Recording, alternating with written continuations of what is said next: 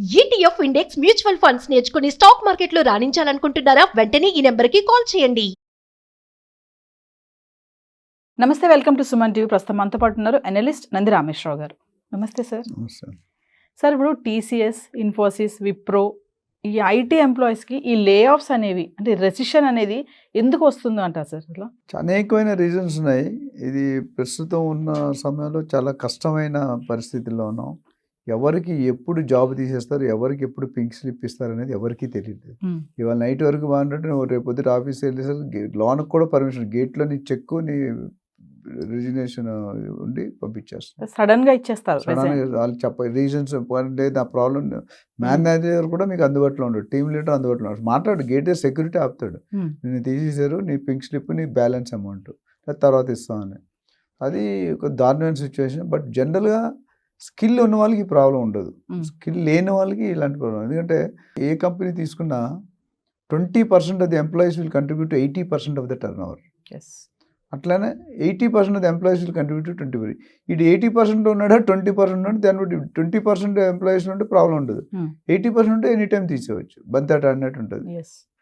So ఇక్కడ ఏంటంటే లే ఆఫ్స్ ఎందుకు జరుగుతాయంటే, మన ఇండియా వాళ్ళందరూ కూడా most of the time US కంపెనీస్కి ఇక్కడ ఉండి పనిచేస్తారు. అంటే వాళ్ళకి రాత్రి అయితే మన పొద్దుట, మన పొద్దుట వాళ్ళు రాత్రి.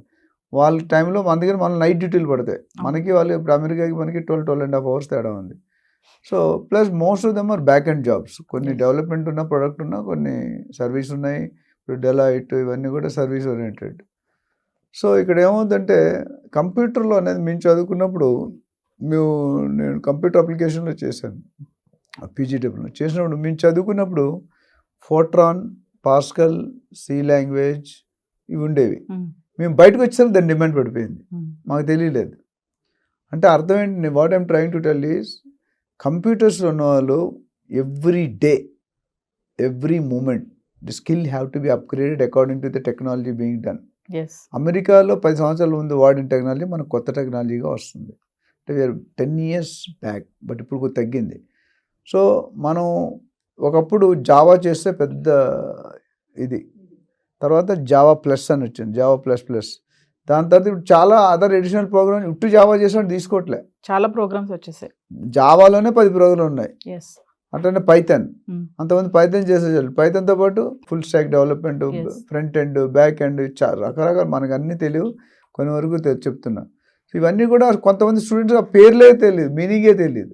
Then how they will survive? And tools వాడేటప్పుడు ఒకే టూల్ అన్ని ప్రోగ్రామ్కి వాడలేం. Tools also have to be change, upgraded. ఏ చెట్టుకి ఎంత గాలంటే, ఎంత చెట్టుని అంత గాలంటారు కదా, జితన ఆట ఉత్తన రోటీ.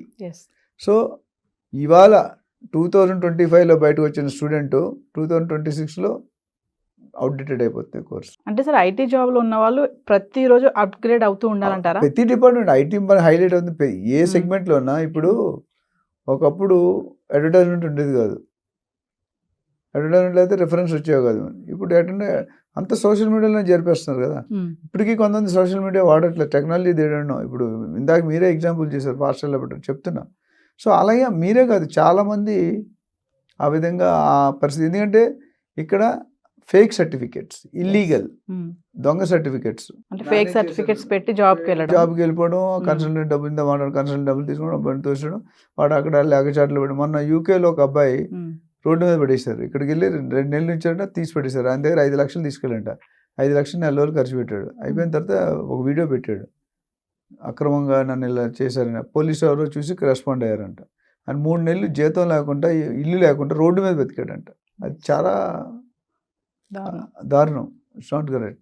సో అది మన తప్పే. Why are you depending on consultant? చదువుకోవచ్చు కదా.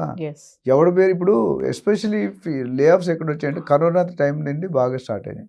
కరోనా టైంలో ఏమైంది, వర్క్ ఫ్రమ్ హోమ్. ఒక డైవర్సిటీలు పెరిగితే ఇక్కడ లే ఆఫ్లు పెరిగాయి. ఎందుకంటే అత్యాశ. నేను ఒక 2 డైలాగులు చెప్తాను, మీరు అందరూ బాగుండాలి, దానికి కారణం నేనే ఉండాలి. రెండోది, మీరు చూసుకుంటే ఆశ అనేది ఉండొచ్చు, మనిషికి అంబిషన్ ఉండాలి, గ్రీడ్నెస్ ఉంటుంది. సో రియల్ ఎస్టేట్లో కానీ ఎక్కడైనా పెట్టుబడి పెట్టే గోల్డ్లో కానీ మీకు భూమాత అంత పేషెన్స్ ఉండాలి, ఆకాశం అంత ఆశ ఉండాలి. ఆశ అత్యాశకి వెళ్తే చీటింగ్. ఇక్కడ ఏంటి, అత్యాశకి వెళ్ళిపోతున్నారు ఐటీ వాళ్ళు. అల్లుడికి అంటే అత్తగారికి మోజు, అల్లుడికి అంటే ఇక్కడ అమెరికన్ జాబ్ అంటే మోజు, అక్కడ ₹1,00,000 కోటి రూపాయలు ఖర్చు పెట్టి 5 కోట్లు కట్నం అడుగుతున్నారు. అంటే ఫేక్ సర్టిఫికేట్స్ పెట్టేసి ఐటీలోకి వెళ్ళిపోవడం. అక్కడ కట్నం తెచ్చుకోవడం, తర్వాత అటు బయటకు వచ్చేయడం, తీసేస్తారు బయటకు వచ్చేయడం. స్కిల్స్ లేకపోవడం వల్ల ఈ లే ఆఫ్స్ వస్తున్నాయి. అంతే కదా, టాలెంట్ ఉండండి ఇప్పుడు ఎవరు వదులుకుంటారండి? ఏ సినిమా తీసినా ఒకప్పుడు ఏం ఫ్లాప్ సినిమాలు, అమితాబ్ బచ్చన్ గారు అయితే 10 సినిమాలు వరుసగా ఫ్లాప్ అయినాయి, 10 సార్లు రోడ్డు మీద పడ్డాడు ఆయన. కానీ ఆయన లేచాడుగా, ఆయన టాలెంట్ ఉంది కాబట్టి లేచాడు. అంటే ఏఐ వచ్చి ఈ లే ఆఫ్స్ తీసుకొచ్చింది అంటే ఏం చెప్తారు సార్? ఏఐ వల్ల జాబులు పోవండి, చాలా రాంగ్ నోషన్. అక్యురసీ పెరుగుతుంది, టైం లెవెల్ తగ్గుతుంది. అయితే ఎవరికైతే స్కిల్ లేదో వాళ్ళు మాత్రం పోతారు. ఏ అయినా మరి ఏ సబ్జెక్ట్ అయినా లేని వాళ్ళు జాబ్. ఇప్పుడు కరోనా టైంలో ఏమైందంటే ఇంటర్వ్యూ చేయడం వల్ల వాళ్ళకి ఏం తెలియలేదు కంపెనీస్కి. ఒక్కొక్కటి 3 జాబులు చేశాడు, 2 జాబులు 3 జాబులు. అంటే మనం కంపెనీలో జాయిన్ అయ్యి అపాయింట్మెంట్ లెటర్ ఉంటుంది 10 పేజీలు 20 పేజీలు. ఆ లెటర్లో క్లియర్గా రాస్తాను, నువ్వు మా కంపెనీకి డెడికేటెడ్గా చేయాలి, ఇంకెక్కడా పని చేయకూడదు, చేస్తే ఈ ప్రాబ్లమ్స్ ఉంటాయి. అది పక్కన పెట్టేసి 3 కంపెనీలు 4 కంపెనీలు చేయడం వల్ల రియాలిటీ ఏదేని మీద అటు గ్రిప్ లేదు. అంటే ఎవ్రీ ఇయర్ అప్గ్రేడ్ చేయాలి. ఈ 4 కంపెనీకి వెళ్ళి రావడానికి బతుకు బజార్ అయిపోతుంది. కానీ అలా చేసినప్పుడు ఏమైంది, ఎప్పుడైతే టైట్ అయిందో యుఎస్ ప్రాజెక్ట్స్ ప్రైవేట్ కంపెనీలు అండి, అవన్నీ గవర్నమెంట్ కంపెనీస్ కాదు. ప్రాజెక్ట్ ఉంటే మనిషి ఉంటారు, మనకు పర్మనెంట్ లేబర్, క్యాజువల్ లేబర్ అంటూ ఇండియాలో. పర్మనెంట్ లేబర్ ఆడు బిజినెస్ ఉన్నా లేకపోయినా they have to pay. Casual labour business అది తీసేస్తాడు. ఇప్పుడు నేను ఒక కంపెనీకి సీఈఓగా చేశాను, 1500 ఎంప్లాయీస్, 1000 మంది క్యాజువల్ లేబర్. ప్రాజెక్ట్ లేదనుకోండి తీసేస్తాం, సో ఆ 1500కే పే చేస్తాం. ఇక్కడ ఏమైంది, ఈ 3-4 జాబులు చేయడం వల్ల తర్వాత లే ఆఫ్ అయిపోయిన తర్వాత పిలిచారు వర్క్ ఆఫీసర్ని, అప్పుడు రానన్నారు. వీళ్ళకి 3 జాబులు చేయలేడుగా, అక్కడికి వెళ్తే రానన్నాడు, లే ఆఫ్ ఇస్తారు. అదొక రీజన్. తర్వాత బ్యాక్ టు ఆఫీస్ అన్నప్పుడు ఇప్పుడు లేటెస్ట్గా రెసిషన్ నడుస్తుంది, 2013-14లో నడిచింది, 2008లో నడిచింది. కాకపోతే ఇప్పుడు కొద్దిగా బాగా ఎక్కువైంది. సో దీనివల్ల ఏమవుతుందంటే ప్రాజెక్ట్ లేకపోయినా వాళ్ళు పే చేయలేరు కాబట్టి తీసేస్తారు. ఇంకా పెద్ద తలకాయల మీద పడ్డారు ఇప్పుడు. అంటే ఇప్పుడు ఒక హెడ్కి హై ప్యాకేజ్ వాడి ప్లేస్ 10 మంది తీసుకుంటున్నారు, లేకపోతే 5 మంది. అంటే వాడికి ఒక్కటి శాలరీలో 10 మంది వస్తే అవుట్పుట్ ఎక్కువ వస్తుంది కదా. అంటే కొద్ది ఎక్స్పీరియన్స్ ఆల్వేస్ మ్యాటర్స్, తేడా ఉంటుంది. బట్ సమ్ టెంపరీ, ఇప్పుడు 10 లక్షలు ఇచ్చే వదిలి 1,00,000 ఇచ్చి 10 మంది పెట్టుకోవచ్చు కదా.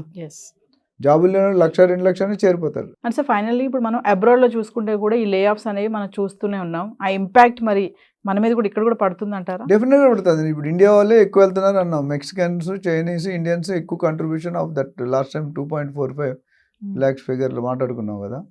ఎందుకంటే జాబులు లేకపోతే, జాబులు ఎందుకంటే అంటే most of the student doesn't upgrade themselves. ఇప్పుడు ఒక ప్రాజెక్ట్లో ఒక టూల్ వాడితే ఇంకో ప్రాజెక్ట్లో ఆ టూల్ వాడరు. ఆ టూల్ మారినప్పుడు ఆ టూల్ కిట్ అప్గ్రేడ్ అయి ఉండాలి. ఆ టూల్ అప్గ్రేడ్ చేయకపోతే టెస్ట్ పెడతాడు. ఇప్పుడు టెస్టింగ్ ఇంటర్వ్యూస్ ఎట్లా పెడతారు పిల్లలకి? ఇంజనీరింగ్ చదివాక ఎందుకు ఫెయిల్ అవుతున్నారంటే చాలా మంది క్యాంపస్ ఇంటర్వ్యూస్లో వాడు పిలిచి 10 మంది ఉంటారు, 6 ఉంటారు ప్యానల్ మెంబర్స్. ఒక కోడ్ ఇచ్చి జావాలోనో లేదా ప్రోగ్రామ్ ఏమంటాడు, ఒక కోడ్కి ఇచ్చిన తర్వాత ఒక 4 స్టెప్పుల్లో రాస్తాడు, 40 స్టెప్పుల్లో ఎవరిని తీసుకుంటాడు? 4 స్టెప్లో తీసుకుంటాడు, 40 స్టెప్లో తీసుకోడు కదా.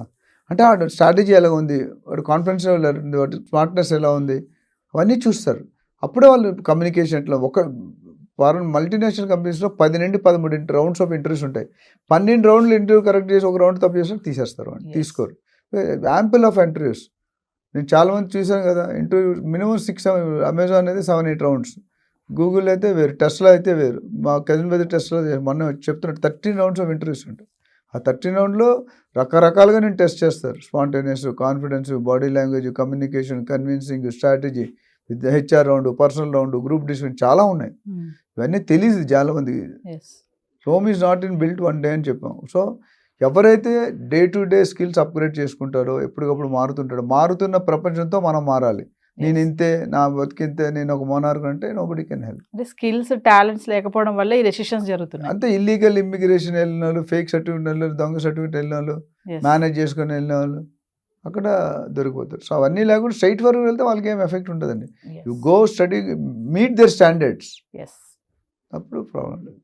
Thank you sir. Thank you.